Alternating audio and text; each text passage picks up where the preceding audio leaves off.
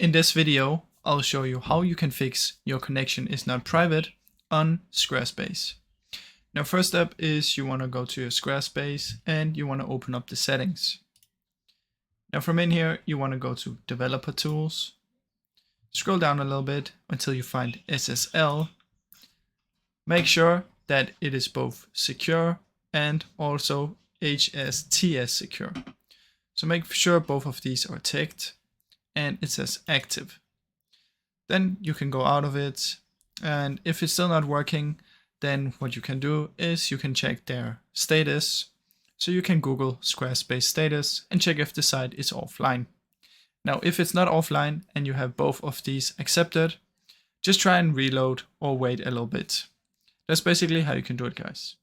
Now, I really hope you enjoyed this video, and if you did, please leave a like and subscribe, as it helps me out a ton. Thank you so much for watching.